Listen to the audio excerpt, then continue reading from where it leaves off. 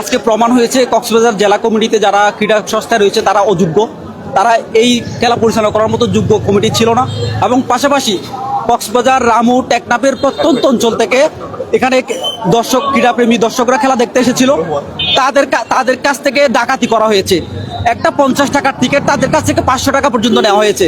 কিন্তু দুর্ভাগ্যজনক হলে সত্য, এই টিকিট প্রচুর কালোবাজারি হয়েছে এবং যারা ক্রীড়া সংস্থা ছিল তারা এর ইন্ধন দিয়েছেন।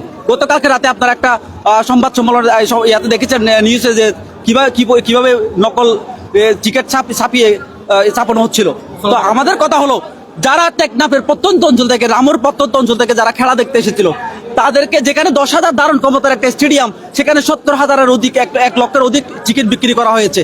এই পরিমাণ লোভের কারণে আজকে আমাদের কক্সবাজারের ক্রীড়া সংস্থার এই পরিণতি। ভবিষ্যতে যারা ক্রীড়া সংস্থায় আসবে তাদেরকে আমি পরামর্শ দিতে চাই, আপনারা যদি যে পরিমাণ এখানে ধারণ ক্ষমতা রয়েছে, সেই ধারণ ক্ষমতা যদি আপনারা মেনটেন করতে না পারেন, তাহলে আপনারা খেলা ভবিষ্যতে চালাতে পারবেন না।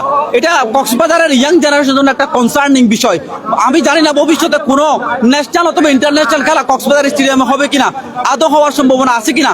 কারণ আজকে যে পরিমাণ আমরা একজন জেনারেশন হয়ে যে পরিমাণ এখানে নোংরামি দেখিয়েছি, যতই আমাদের এখানে ব্যর্থতা থাকুক, আজকে এটা আমরা যেগুলো আমরা ভেঙেছি সব আমাদেরই সম্পত্তি, আমাদের টাকা দিয়ে গড়া, কিন্তু আমরাই ভেঙেছি। আমরা এই পরিমাণ নোংরামি করেছি, শুধুমাত্র এটা আমাদের ক্ষোভের বহিঃপ্রকাশ বলতে পারেন, এটা দর্শকদের ক্ষোভের বহিঃপ্রকাশ।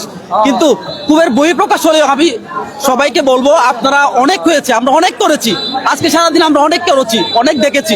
আপনারা ভবিষ্যতে এগুলো বন্ধ করে দিন, এমনভাবে খেলা আপনারা আয়োজন করুন যেন আপনারা সবকিছু মেনটেন করতে পারেন।